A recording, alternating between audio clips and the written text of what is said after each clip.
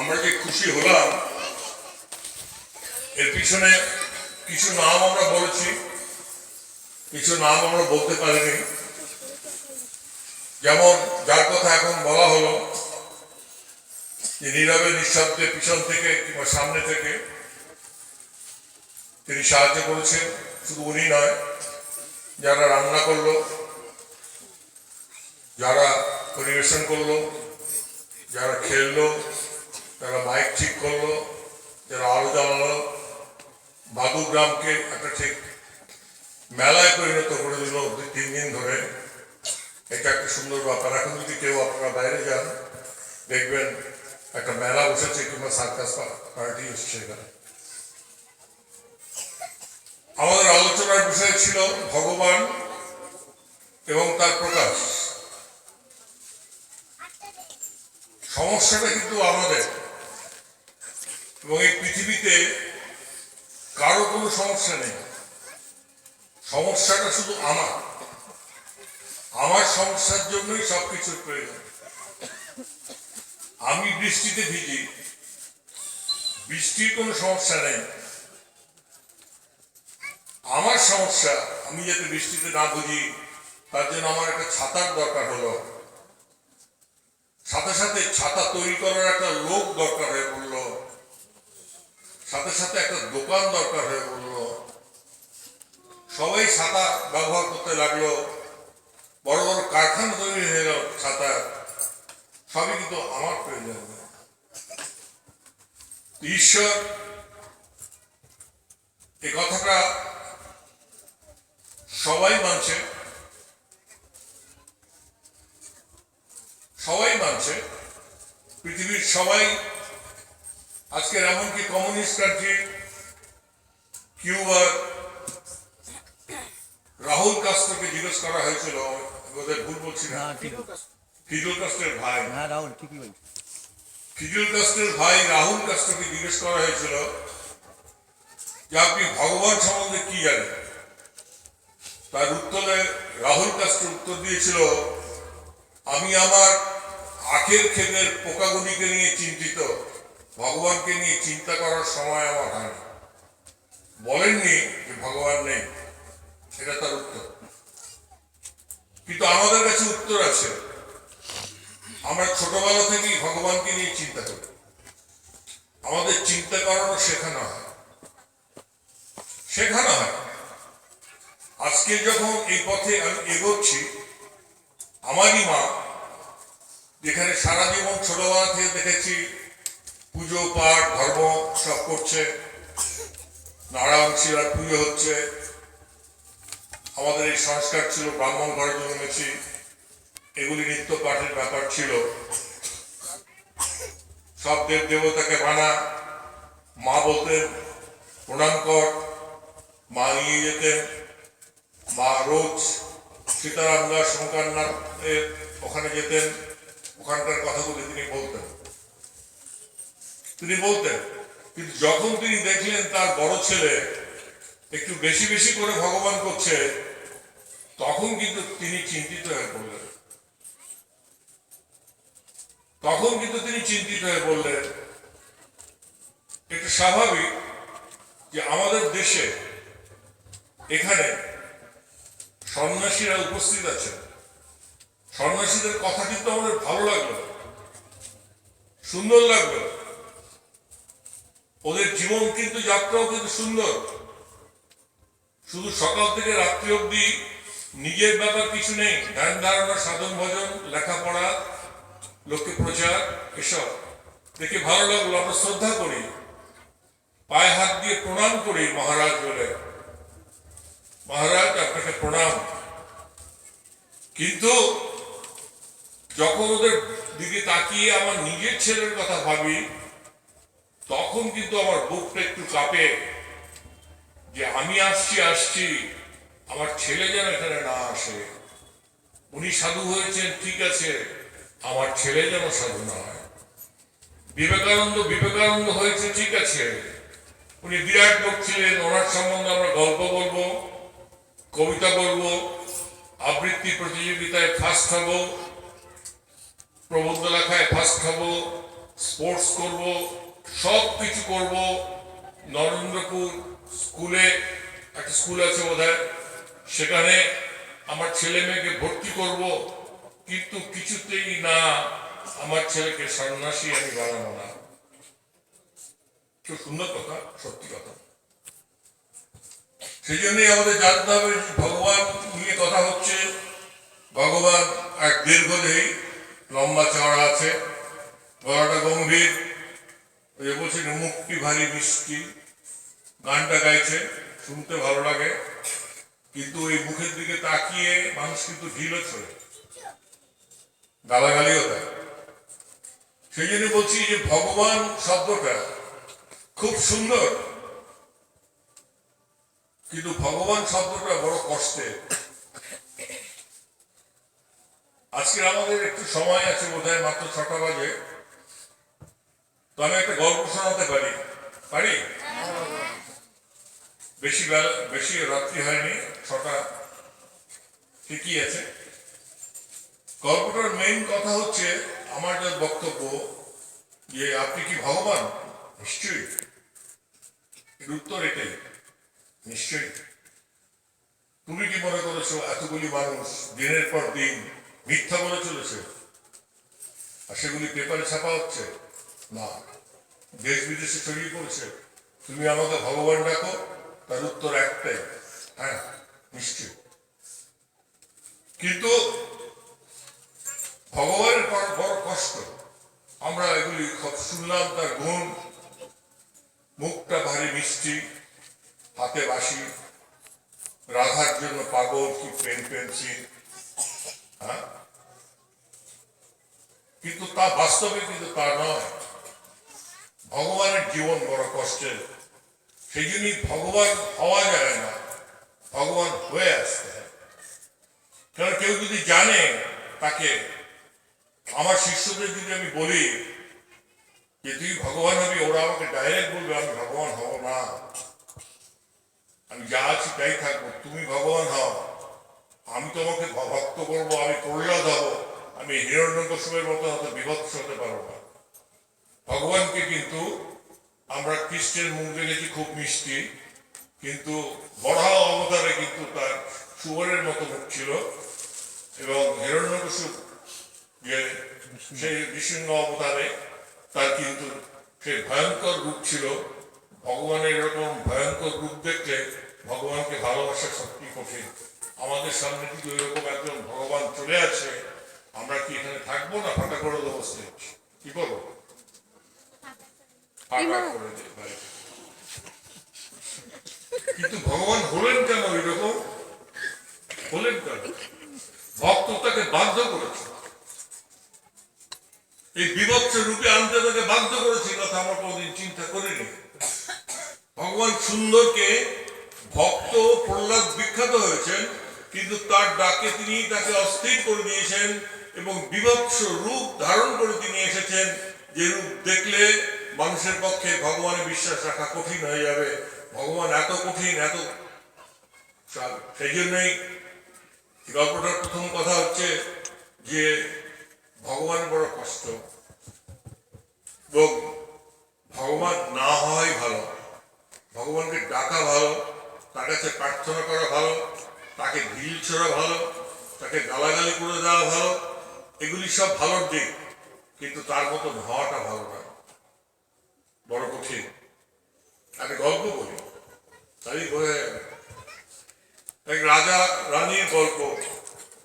আমরা যে গল্প বলি এইভাবেই তো বলি, এক যে ছিল রাজা আর এক যে ছিল রানী, সে রানীর 2 ছেলে, এভাবে তো গল্পটা বলি।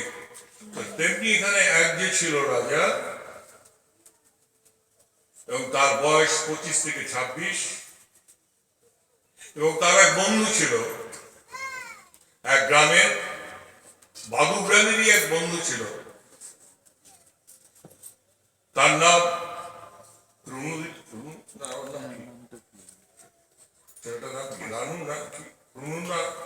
রনি।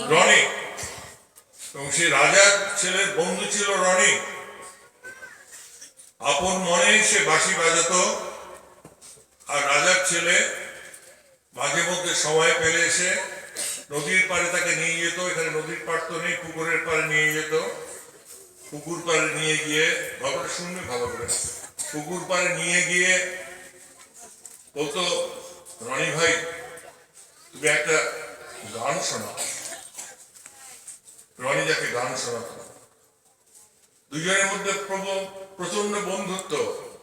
রনি গরিব, মা বাড়িতে থাকে, কিন্তু বাঁশির সুরে গান গায় ভালো। রাজকুমার সে গান ভালোবাসে।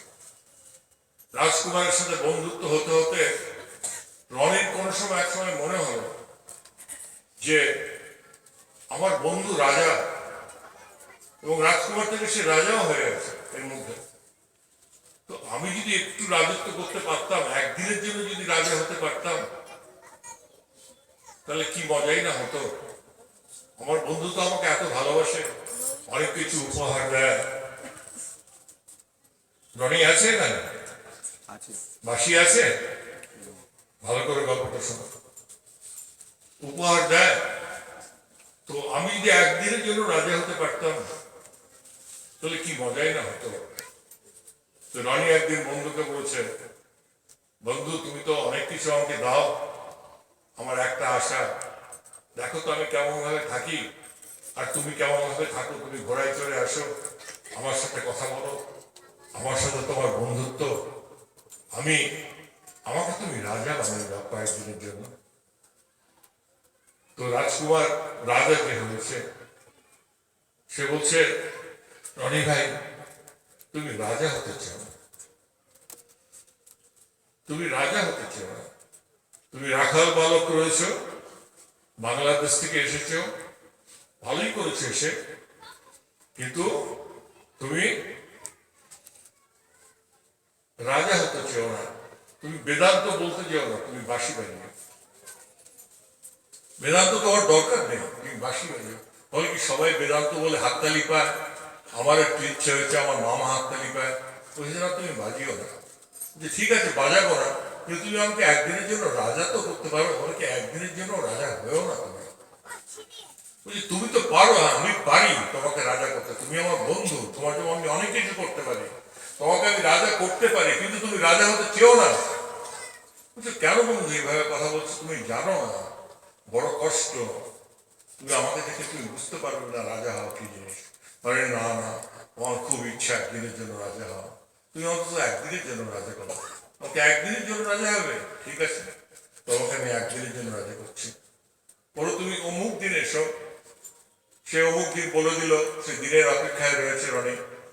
রনি সেই দিন, এইরকমই একটা উৎসবের দিন ছিল, সেই দিনে সে বললো আজকে তো বিরাট দিন, আজকের অমাবস্যা নয় পূর্ণিমা, আজকের আমি রাজা হবো। আমার বন্ধু আমাকে বলেছে রাজা হতে। তো রাত্রে গিয়ে পৌঁছেছে বন্ধু তো তাকে সেই বিছানা, ভালো বিছানায় শুয়েছে। বলছি এটা তোমার বিছানা? বলছে হ্যাঁ, এরকম অনেক বিছানা আমার আছে, তুমি কালকে থেকে এটাতেই শোবে, আজকে শুয়ে নাও, কালকের থেকে তুমি সকালে উঠেই রাজা হয়ে যাবে। হ্যাঁ, কিন্তু এখনো বলছি বন্ধু, রাজা হতে তুমি যেও না, রাজা হতে তুমি যেও না। তখন তবুও বলছে ঠিক আছে, আমি এসে যখন পড়েছি তখন একদিনের জন্য রাজা হই। তুমি কি আনন্দে থাকো? বলছে আনন্দে আমি থাকি না, আমার বড় কষ্ট, তুমি বুঝবে না। আমি তোমার কাছে গান শুনে আমার হৃদয়টা ভর্তি করি, কারণ ওই গান শোনাবার লোক আমার নেই, নর্তকী আছে, সবকিছু আছে, কিন্তু তোমার ওই গান কেউ আমাকে শোনাতে পারে না, তাই তো চলে আসে তোমার পারে, কুকুর পারে।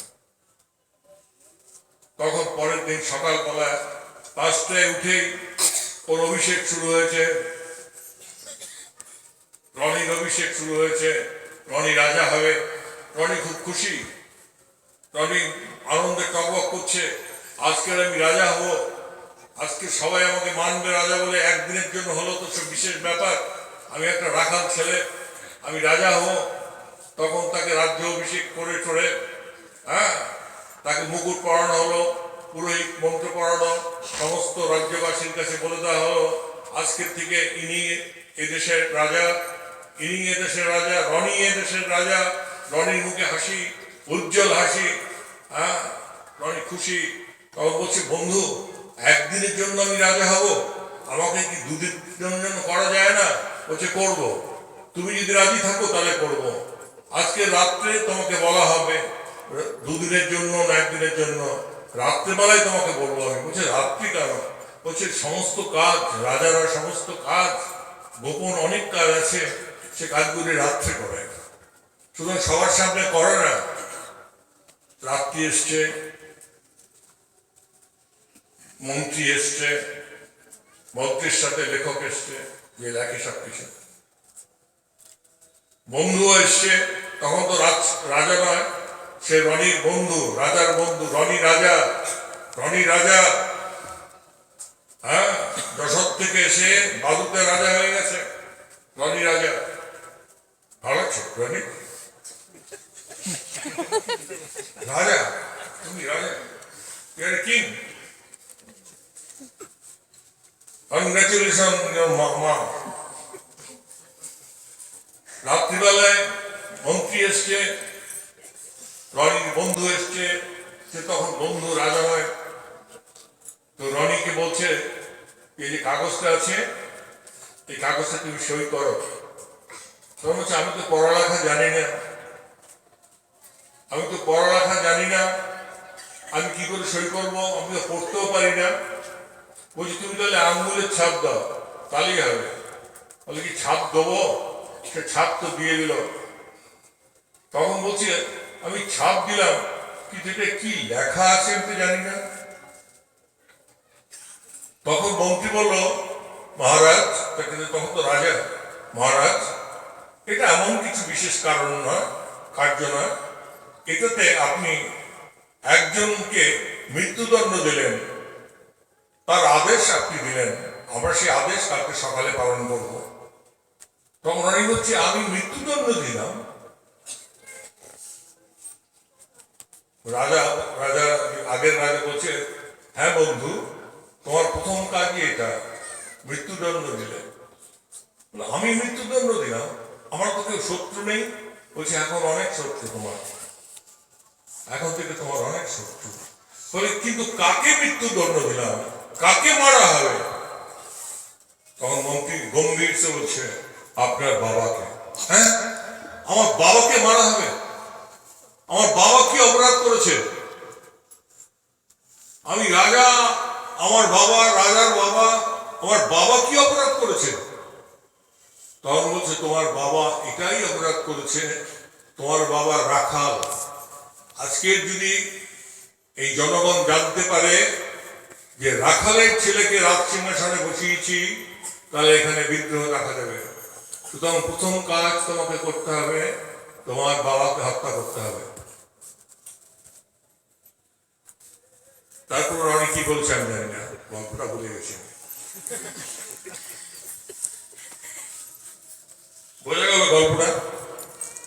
হ্যাঁ, সুতরাং ভগবান হতে চেও না। কৃষ্ণকে দেখো, ছোটবেলায় তিনি জন্মেছেন, মুক্ত আরো সুন্দর, আমার চেয়ে আরো অনেক বেশি সুন্দর।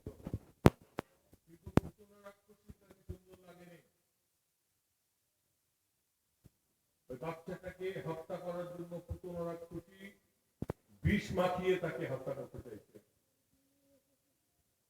সবাই তাকে হত্যা করতে চাইছে। কালিয়ানাগ তাকে হত্যা করতে চাইছে, বক রাক্ষস তাকে হত্যা করতে চাইছে। তার একমাত্র অপরাধ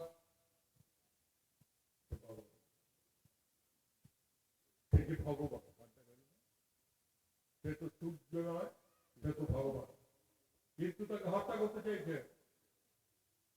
কারণ ভগবান মানে সত্য। ভগবান যখন প্রকাশ হয় তখন চারিদিকে অন্ধকার থাকে। আজকের এখানে কেউ যদি চোর ডাকাত কেউ ঢুকতে চায়, প্রথমেই সেই ইলেকট্রিকের কানেকশন কাট অফ করে দেবে, অন্ধকার করে দেবে জায়গাটা, তারপর লুটপাট শুরু করবে। ভগবান আলোর স্বরূপ, তিনি আসেন অন্ধকারের মধ্যে, এবং সে অন্ধকার ভীষণ গভীর ফুটফুটে অন্ধকার। সে অন্ধকারের মধ্যে তিনি আবির্ভূত হন।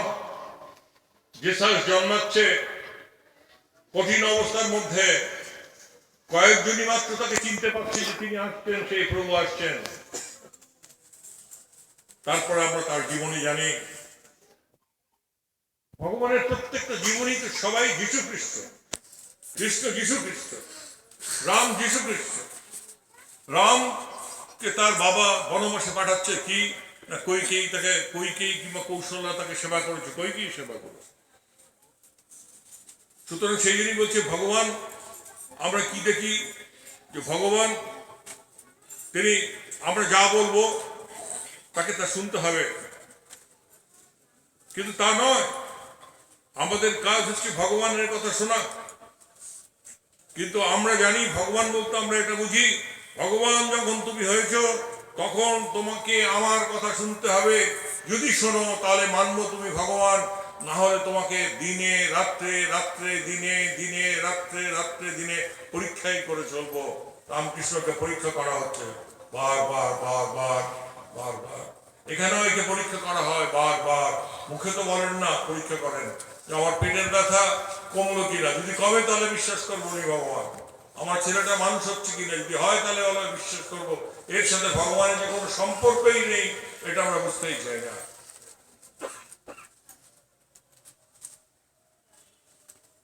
আজকে যে সন্ন্যাসীদের জন্য এত সম্মান, আমার দেশ বিদেশের সম্মান, বিদেশ থেকে তাদের ডেকে নিয়ে গেছে, যে কাজের জন্য তাদের ডেকে নিয়ে গেছে, ইউনিভার্সিটিতে লেকচার জন্য তারা ডেকে নিয়ে গেছে, যে তারা বক্তৃতা দিয়ে এসছে, এই কাজের জন্য আমাকে আশেপাশের মানুষ বারবার বলেছে উনি কতগুলি ছেলের মাথা খাচ্ছেন। ওদের মাথার দিকে তাকিয়ে বেশ ভালো করে বোঝা যায় মাছের মাথা খাওয়া যায়, কিন্তু এদের মাথা খাওয়াটা তো মুশকিল। ছোট ছোট মাছের মাথা খাওয়া যায়, আমি খাই সেইভাবে, কিন্তু আরো বড় বড় মাথা খাওয়া মুশকিল। কিন্তু তো বলা হয়েছে, ঠাকুরের সম্বন্ধে বলা হয়েছে যে ঠাকুর কতগুলি ছেলের মাথা খাচ্ছে। কিন্তু আমরা জানি এটা কৃষ্ণের দেশ, আমরা জানি এটা সন্ন্যাসীর দেশ, কিন্তু যখন বাস্তব ক্ষেত্রে তখন কিন্তু বিবেকানন্দকে আমরা মানি না, আমরা বিবেকানন্দকে ধ্যান করি না। ধ্যান করলে তাকে উঠিয়ে দিই। আমার জানা ঘটনা আছে, বিবেকানন্দের ফটোর সামনে ধ্যান করছে, তাকে উঠিয়ে দিয়ে বলছে টিভি দেখ, টিভি দেখ। ভগবান এগুলি দেখে, ভগবান এগুলি সহ্য করে।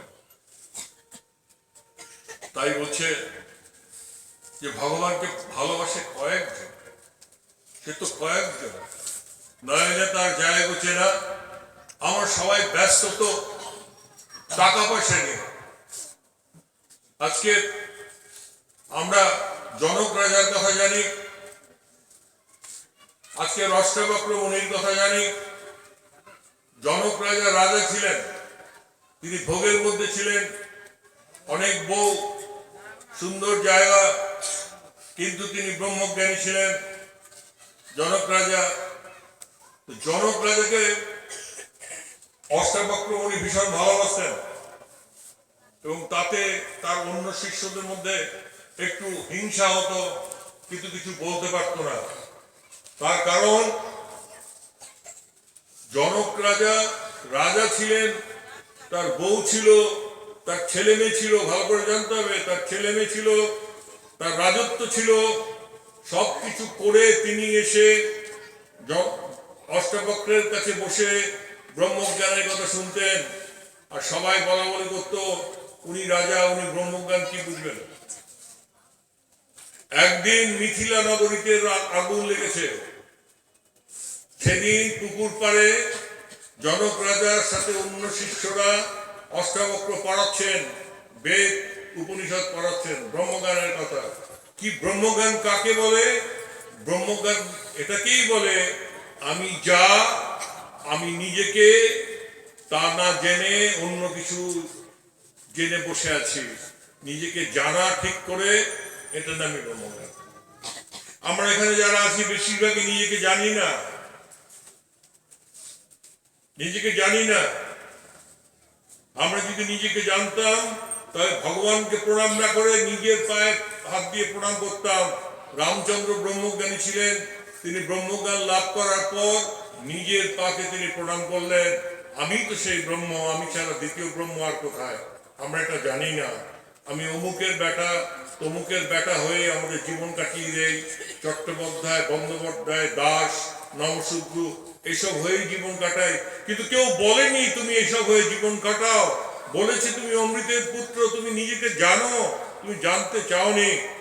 একদিন বিবেকানন্দ একটা পরিষ্কার কথা বলেছিলেন, আজকে যারা আমাদের দেশে বর্ণভেদ আছে, অন্য বর্ণের লোকেরা আমাকেও বলেছে, আমাকেও একদিন অফিসে বলেছে, আপ লোক ব্রাহ্মণ লোক সব কিছু লুট লেতা হ্যায়, আপনারা ব্রাহ্মণরা সবকিছু লুটে নিচ্ছেন। আমি বললাম তুমি কে হে? বলে আমি ক্ষত্রিয়। বলি তুমি তো বুর্বাক হ্যায়। বলি তুমি তো বোকা। বলে क्यों? अरे भाई तुम नहीं देखते हो, रामचंद्र कृष्ण जी ये ब्राह्मण नहीं था, लेकिन गीता हम लोग हर रोज पढ़ते हैं, तुम लोग नहीं पढ़ते। तुम तो बुर्बाक हो, तुम्हारा भगवान है तुम्हारा जात का जादव, लेकिन तुम उसको नहीं मानते हो। मैं मानता हूं, मैं चालू हूं। हिंदी समझ रही है क्या? हाँ, আমরা চালাক, তাই আমি গীতা পড়ি, তুমি পড়ো না কেন? বিবেকানন্দ এটাই বলেছে। তোমাকে কে বারণ করেছে গীতা পড়তে, উপনিষদ পড়তে? কে বারণ করেছে? কোথায় বারণ আছে? নারদ বেশ্যাপুত্র ছিল, তুমি কেন গীতা পড়ো না? আমি পড়ি, আমি চালাক। চালাক হওয়া কি দোষের?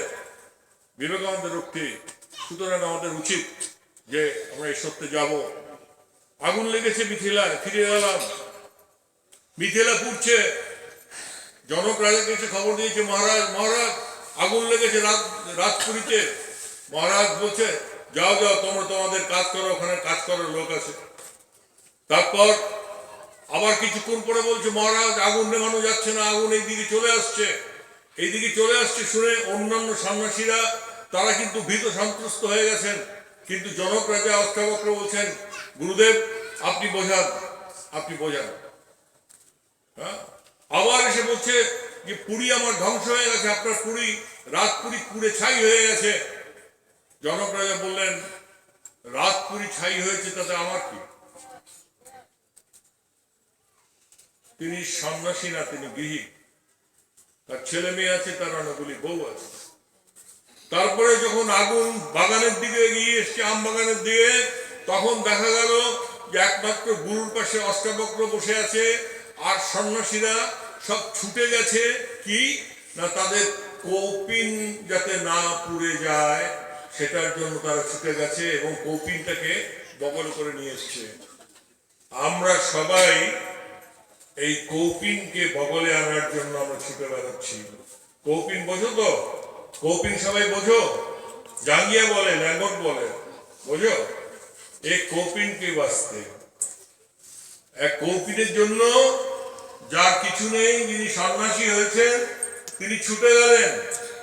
হ্যাঁ, আর যিনি রাজা তিনি চুপচাপ গুরুদেবকে বলছেন গুরুদেব আপনি বর্ণনা করুন।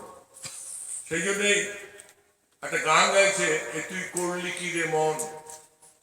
হ্যাঁ, ভগবানের কাছে চাইতে গিয়ে চাইলি শুধু ধন, মানে টাকা পয়সা চাইলি, কিন্তু ভগবানকে চাইতে এসেছিস। আমাদের বুঝতে হবে ভগবান কিন্তু বারবার এই কথা বোঝান, আজকে বারবার এই কথা বোঝান। আমাকে অনেকে জিজ্ঞেস করেছে রামকৃষ্ণদেব ভগবান, ওনার ক্যান্সার হলো কেন? আমি বলছি আমার তো জানা নেই। রামকৃষ্ণদেবকে জিজ্ঞেস করা হয়েছে আচ্ছা পৃথিবীতে যদি ভগবানই সত্য হয় তাহলে পৃথিবীতে এই যে তিনি সৃষ্টি করলেন কেন? তার উত্তর রামকৃষ্ণদেব দিলেন যে তিনি সৃষ্টি করলেন, যে মিটিং এ তিনি এটা সৃষ্টি করার সিদ্ধান্ত নিয়েছেন সেই মিটিং এ আমি ছিলাম না। আমরা এই ধরনের প্রশ্ন করি এবং এই ধরনের প্রশ্নের উত্তর যে দিতে পারবে তাকে আমরা ভগবান বলি। সে বড় বিল্ডিং হয়, সেখানে মানুষ যায়, কিন্তু ভগবানকে চাওয়া জীবনের উদ্দেশ্য এবং ভগবানকে গালাগালি করা জীবনের উদ্দেশ্য নয়। কিন্তু আমি বলছি আমার 30 বছর বয়স অবধি আমাকে কেউ গালাগালি করার সাহস পায়নি, কিন্তু যেদিন থেকে আমি আধ্যাত্মিক জগতে গেছি সেদিন থেকে আমি যা গালাগালি শুনেছি সেটা দিয়ে বাদুতে একটা গালাগালির পাহাড় হয়ে গেল। এবং সে গালাগালি কি 5 বছরের বাচ্চা থেকে 95 বছরের বৃদ্ধ অবধি সবাই মিলে দিয়েছে। কি না ভণ্ড বুজরুগি এই এই। সেই জন্যই বললাম